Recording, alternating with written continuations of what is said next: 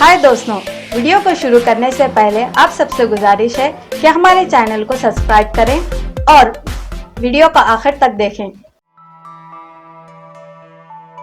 Your fingers says, आपकी उंगलियां क्या कहती हैं? क्या आप जानते हैं शादी की रिंग तीसरी उंगली में ही क्यों पहनते हैं?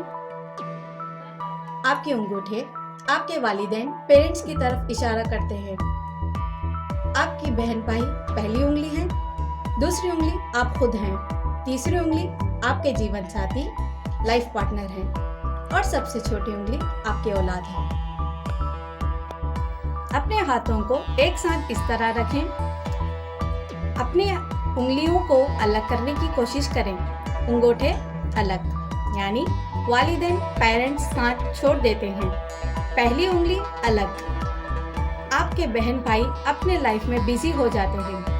छोटी उंगली अलग, आपकी औलाद साथ छोड़ देती है। क्योंकि तीसरी उंगली अलग नहीं की जा सकती, क्योंकि आपके जीवन साथी, आपका शरीके हयात, लाइफ पार्टनर ही हमेशा आपके साथ रहते हैं। अपने जीवन साथी, अपने लाइफ पार्टनर की कदर करें।